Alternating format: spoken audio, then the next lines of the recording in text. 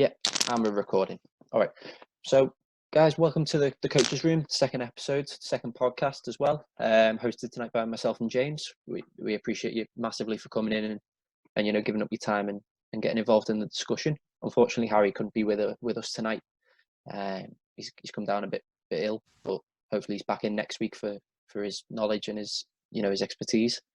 So we're just going to run through now. Give a minute on each individual. Kind of state your name and who you are and what your coaching passion is. So, James, do you want to start, pal? You want me to start? So, James, coaching for, I can't remember what I said last week, about 4 years now. So, working mostly in the under 8 and under 9 age group at the minute with teams. Work as a coach across sports during the week within schools. So, do a bit of different coaching. And then, as Ryan touched on earlier, coach Spain when possible over summer for the past few years. Yeah, that's all good. Perfect. Aaron, far away. So I'm Aaron, and I've been coaching I'm in my 7th year now. I work full-time as a coach after starting up my own football business, ACB Football Coaching, back in about 2016. I'm currently level 2 and youth module 3 qualified as well. At the moment, I'm focusing a lot on one-to-one coaching and going around school clubs and group sessions. But yeah. Great. Joel, far away.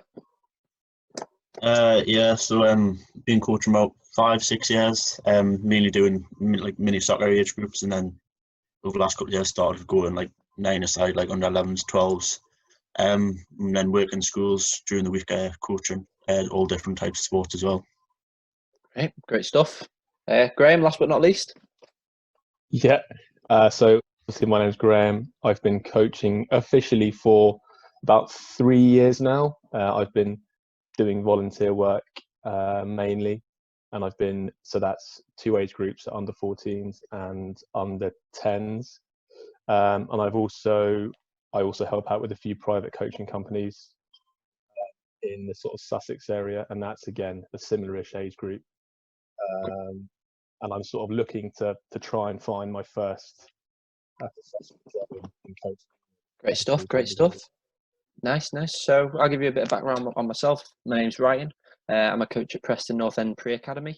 I'm currently undertaking my UEFA B, and I've been coaching since I was 16, so about 4 or 5 years. Couldn't get enough. I'm currently doing a degree, looking to do a master's in football coaching, and it's just a passion and everything I love doing. Anyway, let's get down to what we actually want to do. So we'll open up with the first question, open up to the whole floor. So why as coaches do we feel the need to use complicated coaching terminology when talking to other coaches? So, for instance, me and James could have a discussion and, I could be throwing out these really complicated words. I could be going into ego-orientated, task-orientated, your step principle, all that kind of complicated terminology. Why do we use it? Why do we feel the need? I'll kick us off on this one. In quite a lot of webinars in this isolation, I've seen a lot of terminology thrown around, and I kind of get this impression that there's, like you say, an ego thing behind it as well, trying to like show off what it looks like or might know. So that's why I feel that the overcomplicated terminology is probably overused in conversations. Definitely. Do you think we necessarily need it? Obviously, I think the context, if you're around young players, then no, because it's not relevant to them. Maybe in webinar conversations, perhaps, but again, it's maybe the audience. Great stuff. Joel, do you have anything to contribute to that?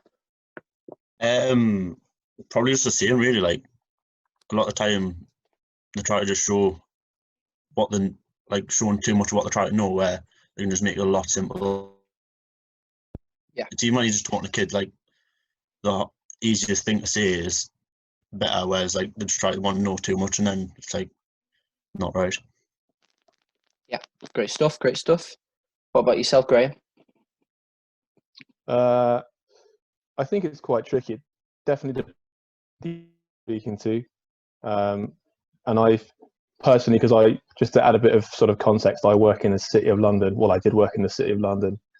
A very similar sort of vibe. There's lots of sort of in words and business slang and all that sort of stuff that get a lot. And I always sort of bear that in mind when I'm doing coaching and speaking to other coaches or even players. I always think there's no need to really overcomplicate stuff. I think it's important to have the keywords in there, sort of like, your transitions, your positives, your negatives, stuff like that. I think holds a lot of weight and people understand it. But I think going overboard is just, I think it's fairly irrelevant and it doesn't really add any value. And I think when you look at it in that perspective, for me, it's something that I try and avoid. Just try and keep it simple, really. Yeah. Jamesy, what do you think, pal? Do you agree with this? To be fair, you've got to think about what's going on in the world and how are people anyway before you work out a pitch or coaching to them. So that's a good point, to be fair. Yeah, definitely. You've got your in-names, which are, as soon as you say them, the kid. Go on, Ryan.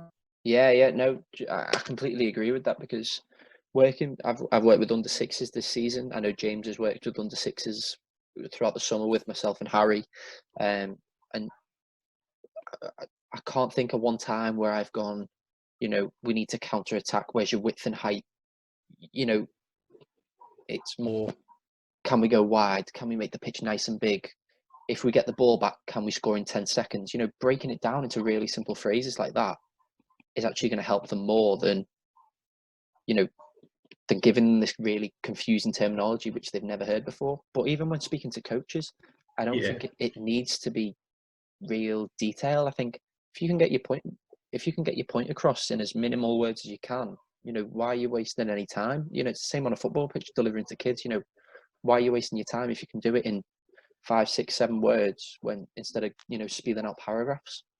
Does anyone want to add anything? Yeah, I jump in on that with from a context of children, and I find that often from probably even up to like 18s, really, like everyone's involved in PlayStation games, Xbox games. A lot of the time, I think your terminology needs to be so the younger, if you're working with like under sixes, for example, you want to look at things that they're used to reading and hearing on a daily basis, something that they relate to as fun as well, because for me that's what the context with especially in younger grade to be seen as a fun. These fancy words can often steer off into really big words, and they're quite scary if you're new to football, and the last thing you want to do is try and put someone off as well. 100% agree with that. Anyone else? Absolutely. So if any of you have listened from last week, but I've got to make the same type of point. Like the coach has to, it's not a battle. Who can use the biggest words, can use the most tricky ways of explaining things. They've got to kind of just leave that and kind of prove they're a good coach on the pitch rather than on the sidelines being my dad's big your dad in terms of how much we know about football. Sure, what you know by putting it across to the kids in the right way, I think.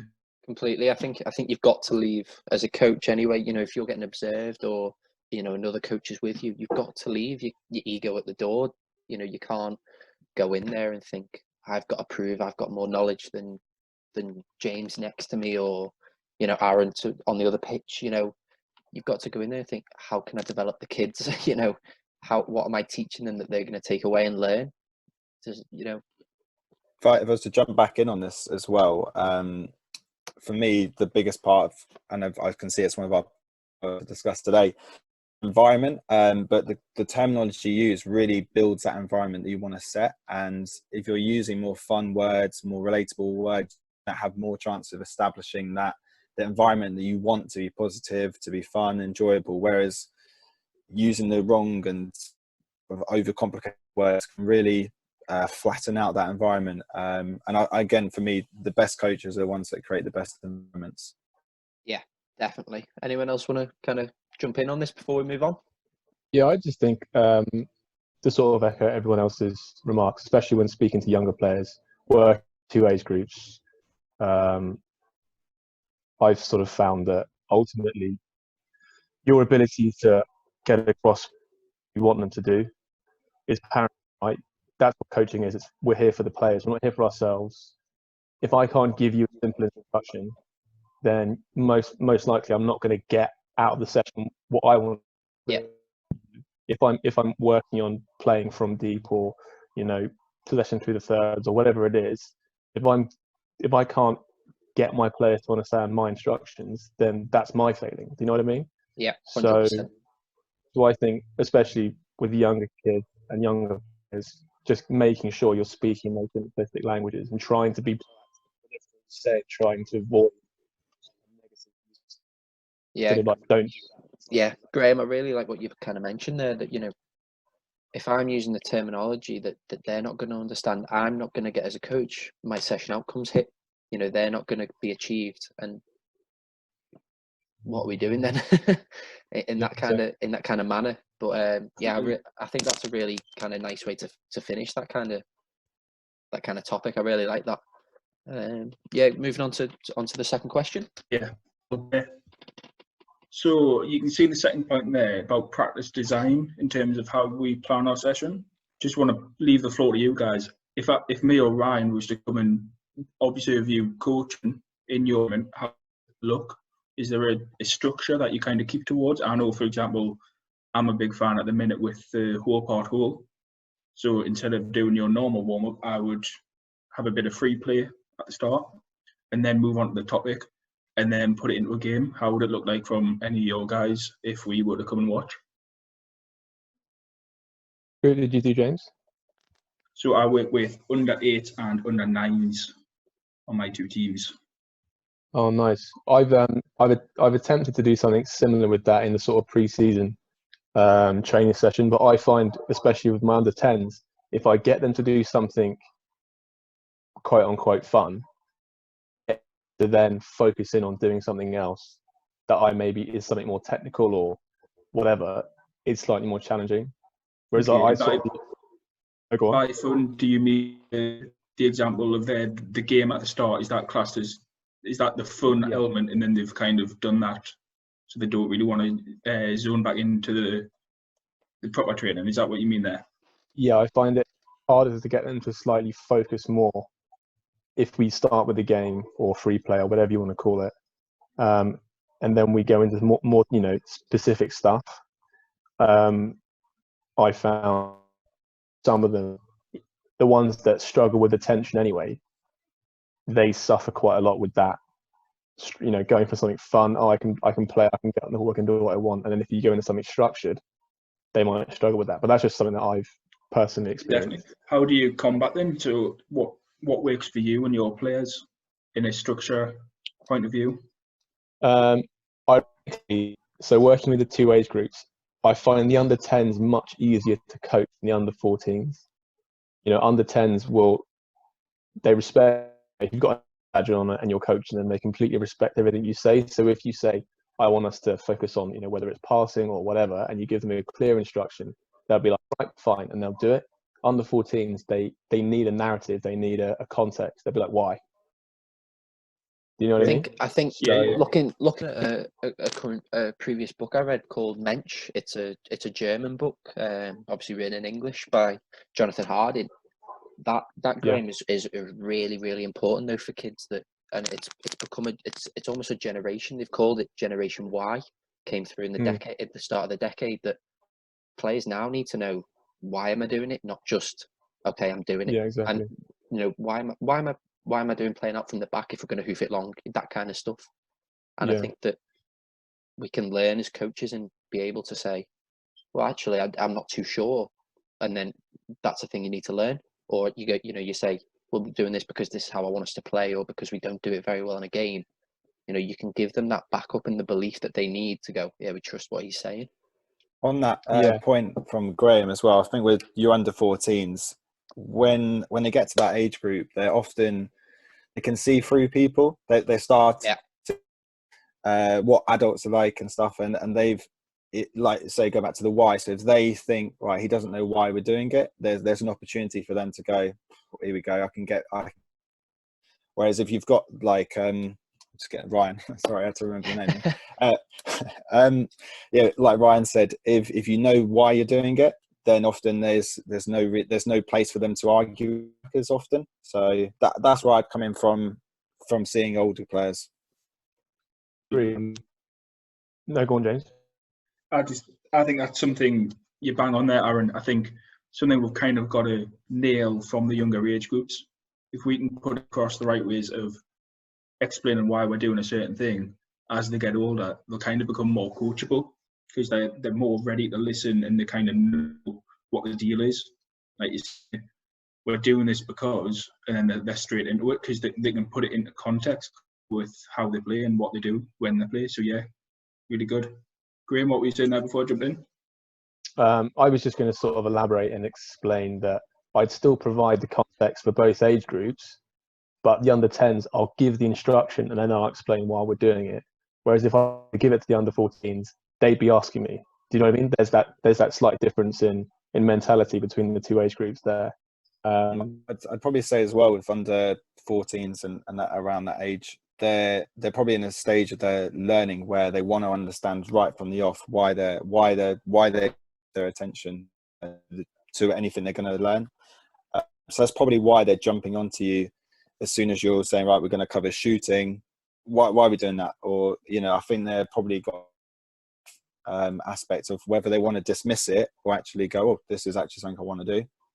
Yeah, because you know at that age, for example, like you say, under 14s, we're going to work on shooting, and then there's someone there who's scored. You know what I like? They count how many goals they score. I scored 4 goals at the weekend. Why am I working on shooting? So they're always thinking in the back, man, he's just doing what he wants to do, really. Whereas if he pitches it at, we need to work on this, so we're taking it back and working on this aspect of it, then they're in, aren't they? Yeah.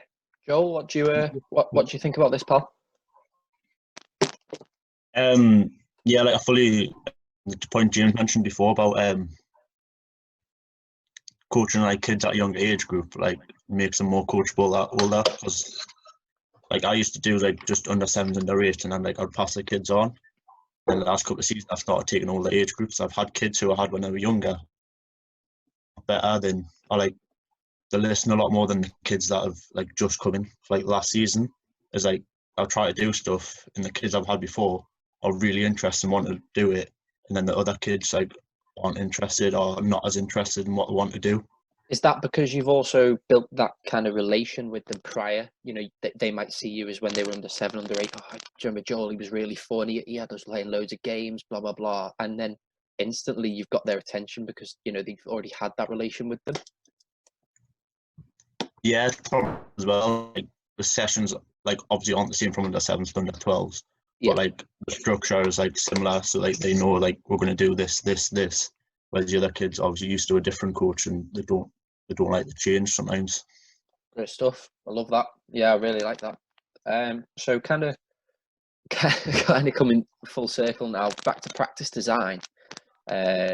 Just kind of a quick word from all three of you. Kind of, if we were to look at your session, what could we expect? Just in maybe a couple of lines.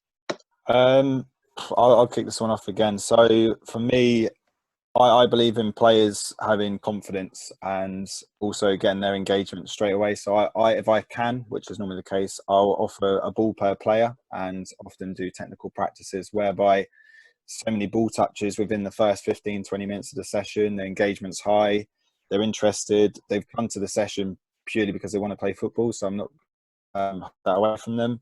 And then if I want to go into progressing the session on, I'll try personally to go into small-sided games, depending on numbers. And that way there's still, if say it's 2v2, 1 ball between 4 players, there's still opposition problems. And often they get more enjoyment of that. Although I do get questioned by players, well, when can we play a big match? And they don't see that as a match. I often try and refer back to it and just say, look, are you getting more opportunities to score? Are you getting on? And it's one of those things that has to embed in the environment, because I personally believe other coaches that they have in their life have given them the environment of training at the start, big match at the end, and so they come into my environment and it's a challenge for them. So it does take time, but that's where I line up. Perfect. Joel? Yeah, so either when they come, I either do normally rondos for like my under 12s. It's normally like dribbling at the start, getting as many touches of the ball as I can. And I'll do that with like older ones, depending like if I'm doing dribbling during the session. And then during the session, either small-sided games or something that I'm working on in small groups. So as many touches as I can with the ball, get used to what we're doing, or linking it to a match day, and then probably just move on to a big game. But like Aaron's just said, when we're in like small-sided games, they usually go when we're doing a game, and I just go, is there a ball? Is there 2 goals? It's a match. Yeah. Like, Yeah. I like that. I do like that. Graeme, I do think you want to go on? Sorry, pal. Both on Aaron and Joel's point there about the kids seeing it as a big game. I think we've still got to remember within our session, it's still a form of small-sided game in that we can jump in, we can change it, we can say, right, freeze there. This is how we do it. This is how we want to do it. This is how we did do it. I think we've got to just remember that get to the big game, that's not right. Coaching done, just stand back and watch. As long as we are still ready to jump in when needed, still coach. A lot of sessions, like when I used to start, it was I might get nervous before the session, get to the last 20 minutes, right, they're in a game, and just stand back, like, coaching how I've done. We've still got to be prepared to jump in and say, this is what we're working on tonight. You've either just showed it really well with that example, or you could have done it better in this way. On the response to that as well, yeah, if I have ever referred back to big matches, or big matches in quotation mark, I normally will try and pull players out in a drive-by coaching style. Like a lot of my stuff is around like player, individual. They're all individuals coming together. You're going to get more out of them for an individual conversation, in my opinion. So when I try and, if I need to make a point, I'll try and pull him up in a drive-by coaching way so that the game can still flow, because I like getting about small-sided games is it's quick, it's fast, it doesn't stop. 100%. Yeah. So let's move on to the last kind of question. Really enjoying this, by the way. It's some really great detail we're going into, and really insightful. I think we can all take stuff away from this. Different, people might have said different things, and it sounds really, really good and really engaging. Speaking of engagement, the last kind of question: why do we not do more smaller sided games to enhance our player engagement and 1v1 competency? So, bit of background. I'm currently looking at doing this in my dissertation next year, and it's something that I'm really, really kind of for small sided games and 1v1 competency. I think that if you can't really be competent in a 1v1 situation, you're going to struggle in a big match, because all over the pitch it's 1v1, it's you against you. It's the left back versus the right winger, it's the striker versus the number 4, the defender. So why not introduce more small-sided games instead of the big game to hone in on these skills? And it comes to a big game, and then it's second nature to them to go, I've been in this situation where I'm confronted 1v1. I know I can take this player on with this kind of move, or I know I'm faster than him. And touching on the engagement side, if there's less players in per match, there's more touches on the ball, there's more cognitive engagement that I could get the ball at any second here, not on an 11-a-side pitch where the ball's at the right wing and you're the left back saying the ball's not coming from to me for a minute or two here. Kind of open this to the floor. What do we think? If I'm looking at it from why it doesn't happen more, I reckon there's probably a couple of factors with regards to the venue for each training session. Obviously, a lot of clubs got different facilities. If you've got a small-sided and you've got, 12 players, it might be a challenge for some coaches to work out how they're going to try and cut it up to have lots of 1v1s. I've got some solutions for that, but I reckon that might be one factor.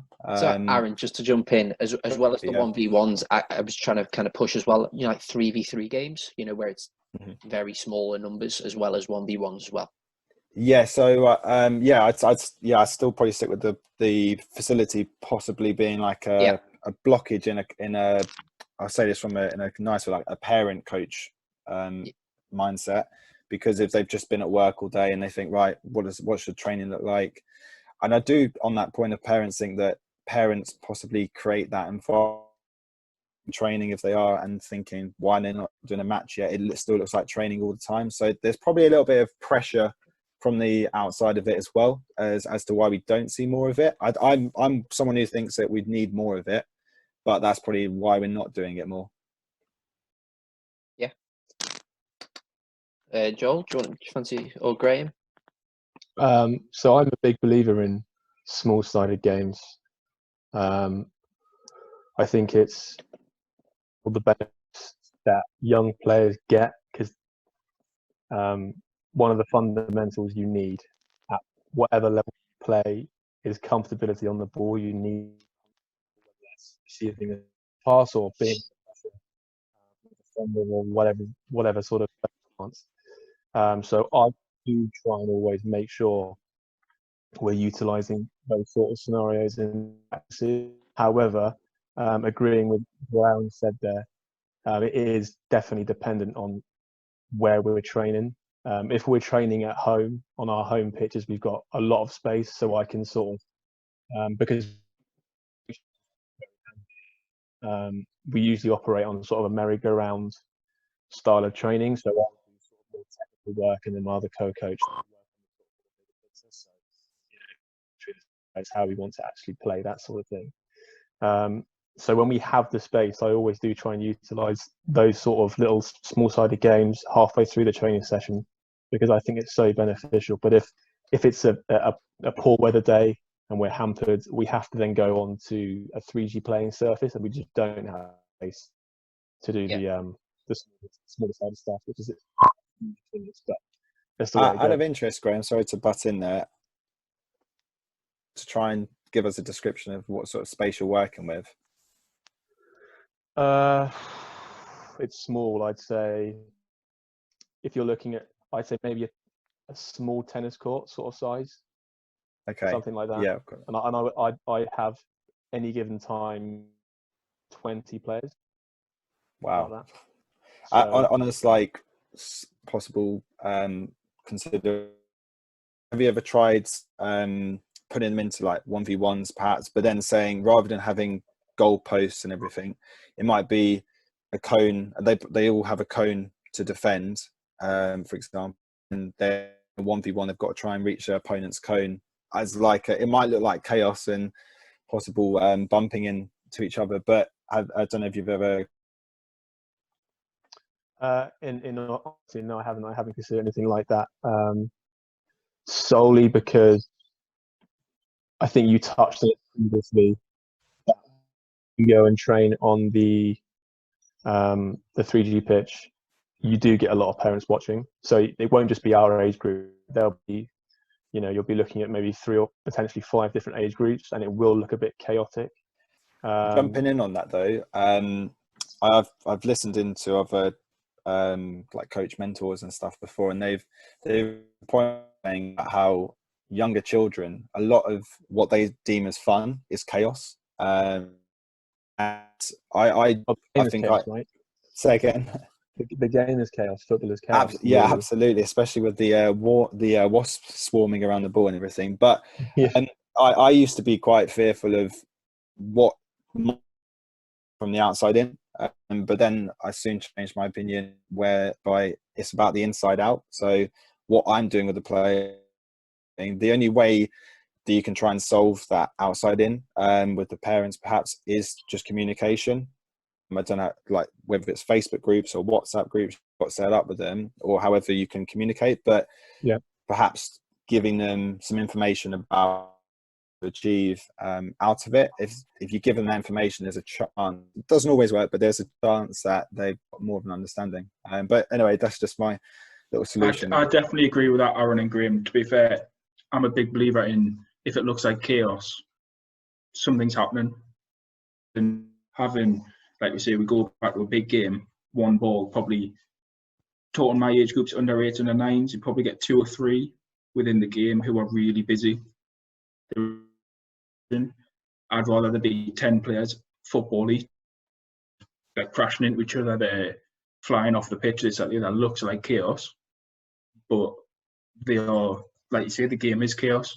And I think that links well with all 3 questions in terms of chaos, because if we were taught as coaches, you probably want to hide the fact that your sessions look like chaos.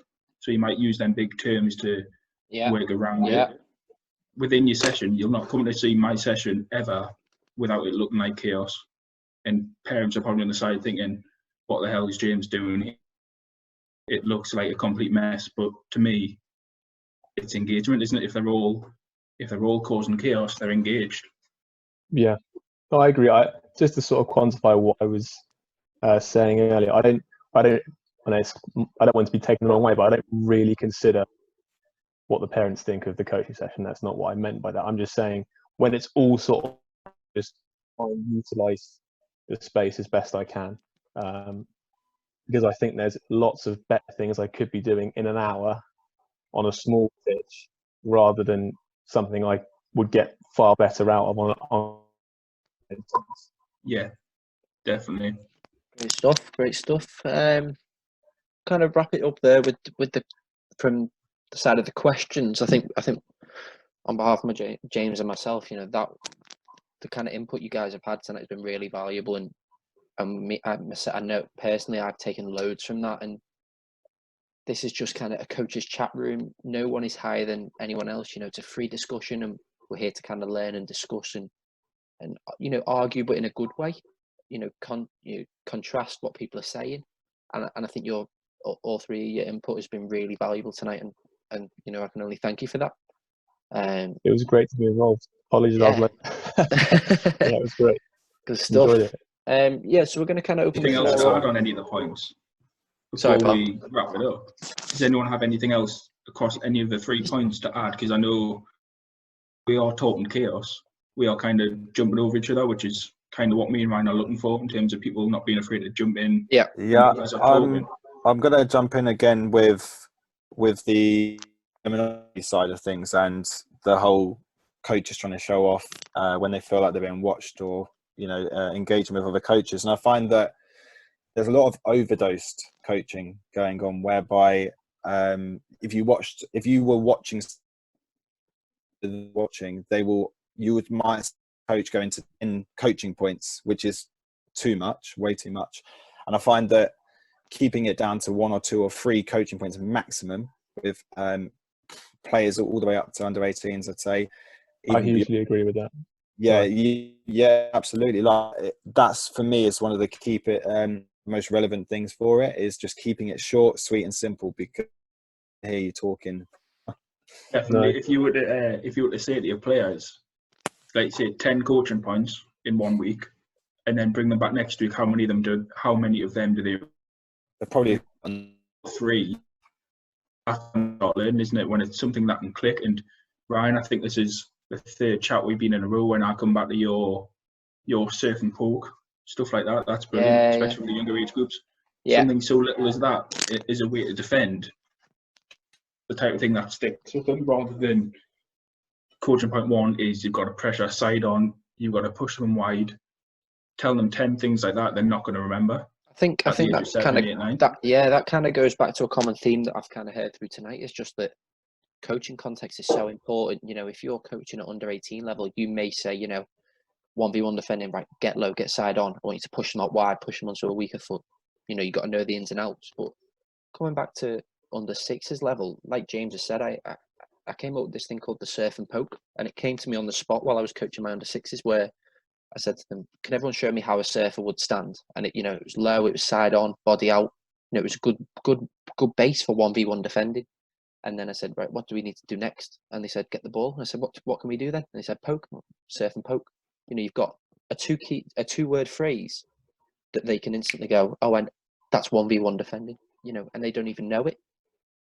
And you put copyright on that word, but I need to, don't I? That could go viral. Yeah, I need to. But yeah, it was But just kind of something that came to me on the just to spot. jump in response to that, one real big thing for me is player ownership, and what you've described there is the perfect situation of player ownership, whereby you've given them the opportunity to what they're learning. In theory, you're learning defending. To them, they're learning surfing, poking. Exactly. Like that thing they'll remember for the whole season. Whereas going into defending, technical ability, context and terminology, Yeah, exactly. they'll have forgotten it. Yeah, Perfect, linking it back to full circle, right? In 2-3 years' time, when you've still got these players, you can go that surf and poke we did when we were under sixes. And you can Do you laugh know about why it in we're a way, doing that can't now? you? Absolutely, but they'll still remember it. Yeah, exactly. And you can then tell them, why are we doing the surf and move in Yeah, more exactly. detail? And then transfer from surf and poke to get low, get side on, and then that's when they start linking to the game. Definitely. Just kind of open to the floor. Has anyone got any kind of Q&A style questions? You know, anything that they want to ask myself and James, or you know, going through anyone else? Anyone want to ask any questions? Fire away.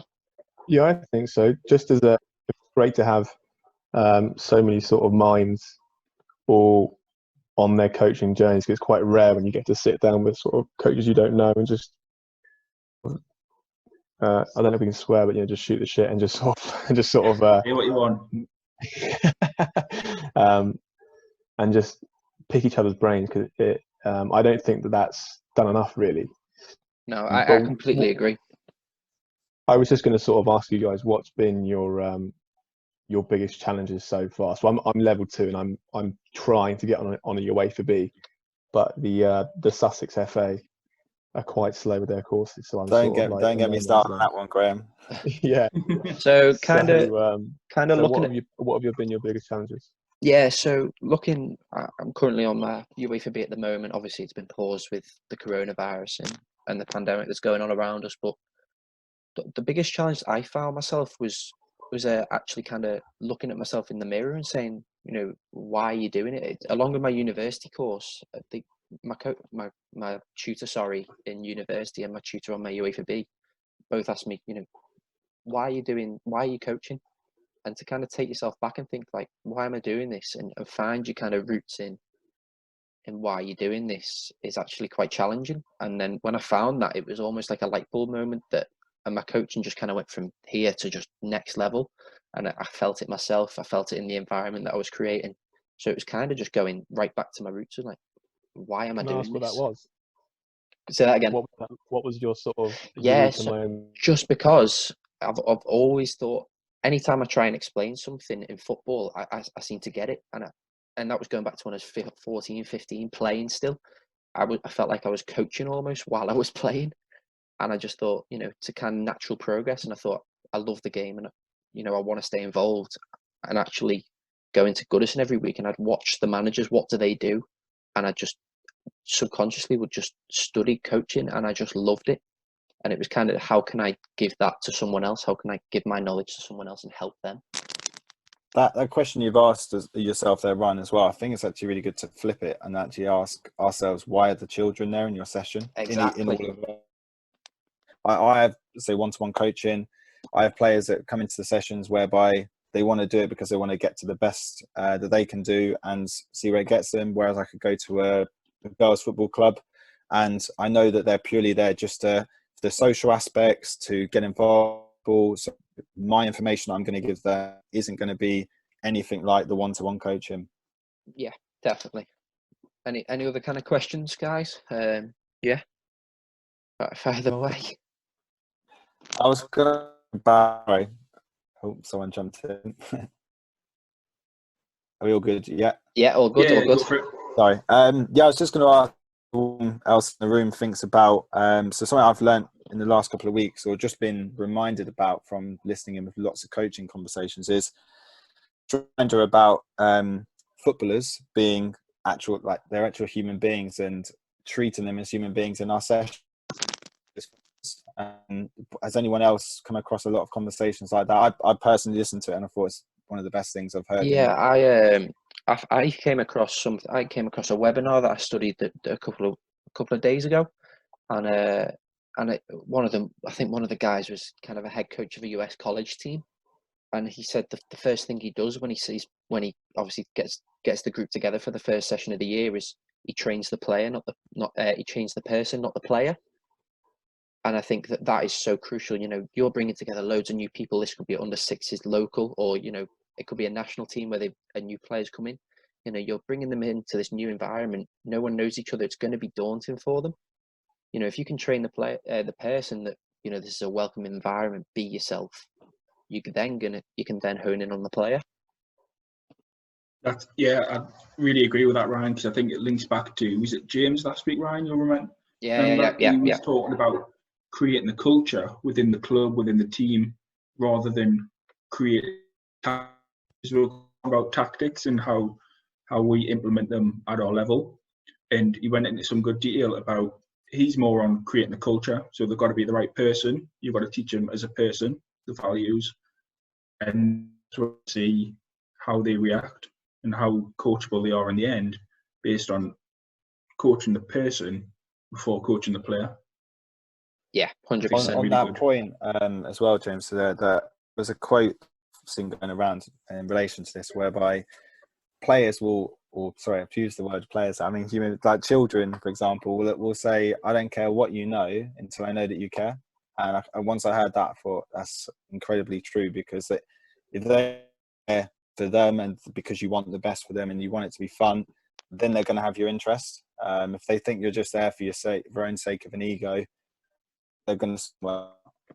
Yeah, speaking about that, Aaron, I kind of set myself a challenge at the start of the year the under sixes, these little dudes, they're coming in, they're a bit nervous, they've never been at some, like a Preston North End, and I challenged myself to kind of say, I need to get to know these players as quick as I can. So the first thing I kind of asked them before every training session was, without being too intrusive, how's school? Are your friends all okay? Have you been busy? Are you doing other different sports?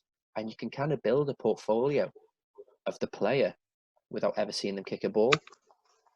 Definitely. And I think that's quite a deep message. There's lots of talk now, isn't there, about arrival activities, but linking that right, best one I have is just with them. For the first 5, if they're there 10 minutes early, they want to have a football.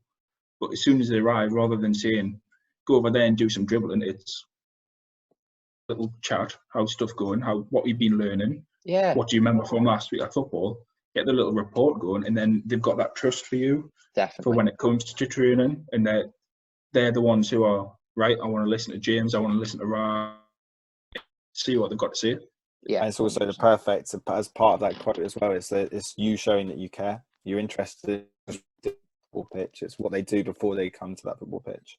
One of the best bits of advice, but learning points, was on my level 2, and they said, so bearing in mind I had under 7s and under 8s at that time, they said, write how you would start a game at the weekend, and between all of us, it was the same 2 or 3 kids were starting on the bench to say every week. So your team right now, and who wouldn't start the game, it would be the same people for most of the time. But I've changed around in terms of making sure the same person doesn't start as substitute over 2 months, 3 months, 4 months. They're thinking, does he have that trust for me in that he's not letting me play at the start of the game? Yeah. I don't know what you think about that. I agree with that completely, Jamesy. I think that, if you can get that trust from your players, you can pretty much do anything in your session, as long as, if you think it's going to help them, and and hopefully it does help them, you can try loads of different stuff and they're going to buy into what you're doing. I think as well, just to jump in there as well, that for a lot of young age groups, there's so much potential in every of them that they'll unlock it at different ages and different moments. Yeah, 100%. I've never believed in a set bench, especially with probably up to, I'd say probably under 12s. Beyond, when they get to secondary school, it's a different game. But when they're in primary school, it has to be about giving opportunity, like you said, with benches as well. But taking awareness towards who's been starting on the bench is a massive thing to showing that you care as well. Parents as well. although you will probably get parents that pressure some coaches and say, why are you starting the one that's less developed? They won't use that correct word, but why is he starting over the best player on the pitch? 100%, and again, it's just being confident in your own coaching environment, and backing yourself. And at the end of the day, you're not going to be everyone's cup of tea. So you just got to stick with what you believe in. Yeah, Joel, great. what do you think on that? Because you've got... Oh, go on. Sorry. No, James, say that again, Paul. Go on. Oh, Graeme, you started talking. What were you about to say? Sorry. I was just saying it's striking that balance. Everyone wants their teams to do well. Nobody wants to go out and lose, do they? So it is tough. Speaking from my own perspective, my team's basically just started at a higher league because we've found the league. Well, I know it's been discontinued now, but previously we'd basically been whitewashing the league 5-6 nil every single time, and it wasn't beneficial for them. So they moved us up the league, and now it's much more competitive. The games are more high tempo. There's less time. So the slightly, less developed players, it is difficult trying to get them in because you don't rush their confidence. Could I just jump in, Graeme? Is this under 14s or the under 10s? This is under 10s. Okay. So I've got my train of thought. Yeah, so it is difficult getting that balance of you don't want to crush the sort of developing players' confidence too early, because you have to take into consideration this is a much more difficult game of football they're going to be playing.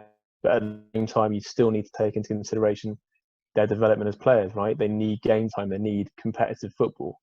And then also, you still want to try and win. So that's the challenging thing.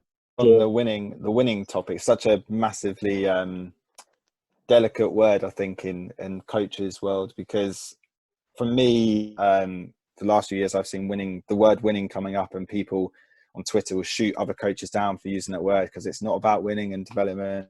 But there is an aspect, I think, that, like you said, Graeme, no player goes on the pitch to lose. That it's just not natural. But I did go on to a meeting once whereby they made the point that because players don't go out to lose, do we even need to mention the point being the win? Because if they're going out there anyway to win, it shouldn't be the focus. But on the point of winning, I think the 12s, definitely, you're looking at winning being a different, for me at least, it's a different meaning. So if I was getting a less developed player to finally start taking shots, and one of the shots is going in, beating passes a bit more, that for me is like a win, because I still think it's a lot about individuals. No, I agree. Yeah. I think it's all, if you're playing competitive games and you have the development players and they need game time, try and find spots and games. Do you know what I mean? I'm like, if it's a 2-2 or something like that and it's a tight draw, I might throw them up front and be like, try and get me for the team.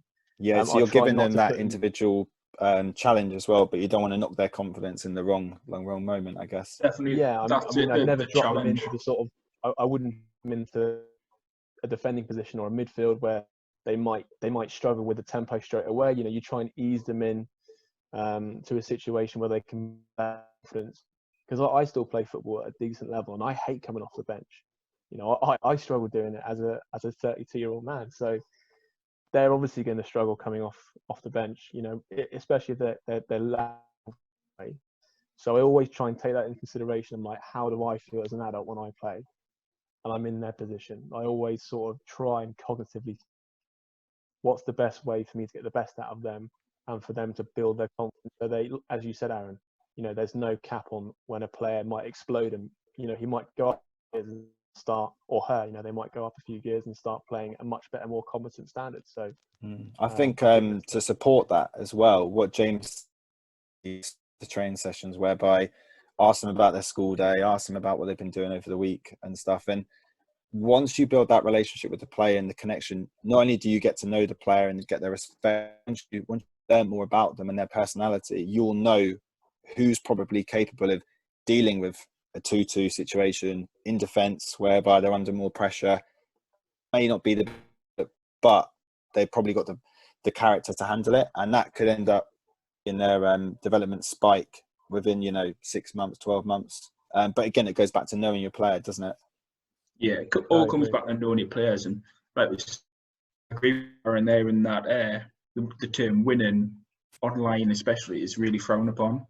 But it's not that we're doing anything to win. Winning's fine as long as we're playing the back all week. Yes, we might win the game, but have we shown playing out of the back? You might lose, but if you've done what you've tried to set out to do, it's a win, isn't it? Yeah, absolutely. I think the biggest problem that every team will face is the parents, unfortunately, and that will always be the way. I just don't think there's enough sort of area there for them to learn from. You face that battle, but yeah, often the first question in the car from a parent will be, "Did you win today?" Or why didn't you win today? And actually, your coach's message is, "Oh, look, like you said, we're playing out. All right, we lost, but we tried to do what we were training on. So in a couple of weeks, and so we're going to get there." And so I think it goes at end of match when you have the debrief. That's the most important part of your moment with the players on a match, because before they get back into this space with parents and stuff, it's an open minefield for them. That's a really interesting point considered, actually. That point raised by that post-match debrief is the most important, because I never considered really the impact of a parent, their feedback on their son or daughter's performance in the game. I've never really considered that, which is something I definitely have to make sure that I consider now when I move into those sort of post-match debriefs. You'll never, from my experience, you'll never be able to change a parent's mindset and questions they ask, but it's just knowing that you can do your best whilst you've got the child in you for that hour. On that, can I just end on a question to Joel, because from knowing Joel personally, you had two teams at the same age group, Joel, yeah? Yeah. Very close. How did that work for you in terms of setting them up pre-game, finishing post-game? How did it differentiate between the two teams that you had? So there's two teams at the same age group, and they're both in the same league. So one team was a lot better, had better quality players who had been playing a lot longer, and they were more towards the top of the league. And then the other one was players who just started the season, and they were down the bottom. And a lot of them players, it was very hard to motivate them. And at the start, for them to understand what I was wanting from them, even though we're doing everything in coaching, in the training sessions, putting on the match day, and still just wouldn't understand it. Whereas the other team, putting on a match day, they were doing everything perfectly. Not perfectly, but most of the things was going right, and it was a lot easier. But going from the other team, I was trying to get a lot more out of it. It was getting more out of me, coaching, trying to find different ways to make them improve. That's the thing, isn't it? You've grown alongside them. So how did, going back to the questions you've had, did your sessions look the same between the two? Did you do the similar type of things, or did you change it up between the two? I try to do similar things between the two, but the abilities were that different that I had it would be the same sort of thing that I wanted to do, but I had to change it ever so slightly between the two to make it even easier or harder, depending on which team it was for. It's great to hear that. Really like that, Joel. I really like the kind of recognising, one standard is different to the other, and you're adapting that. I might not be able to do this with this group, but I can do that may enhance them even more. And I really like that. You're analysing your context and it's kind of coming into development in one word. It's development. But I think we'll wrap it up there, guys. Like I've kind of said throughout this whole episode, we really appreciate your input. It's been really valuable. I hope you've took something away, and we appreciate everything that you give to us, and especially your time that you've given up as well. So yeah, Thank you for inviting me on. Cheers for that, guys. Thanks very much. Yeah, Thanks cheers, for having guys. us on.